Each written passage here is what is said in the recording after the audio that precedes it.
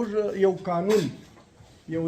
چې انسانانو خپل یو قانون جوړ کړی یو سرحد جوړ کړی وي نو دا سرحد او دا قانون چې دی دا یو بل انسان ته احترام کولی شوی د خپل وطن وګړی نه د بل وطن په دنیا کې یو سیستم دی د هغه نوم دی نیشن سټیټ د هر ملک یو پوله ده یو بارډر دی په پوله کې اوسېدونکي خلک د هغه پلویان هغه شاعریان دي د بل وطن شاعریان چې یو بل وطن لځي هغه لپاره یو پروتوکول دی یو ټمپلیټ دی یو غوښتنه ده چې هغه باید اسناد ولري چې هغه آیډنټیټي ولري د سیویلایزد قومونو په مقابل کې په پخواني زمانو کې به پولې نه وې شناختي کارډونه به نه وو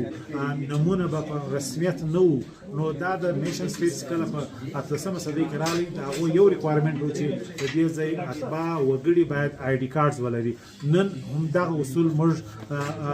عملي کول غواړو. مهرباني ډېره مننه.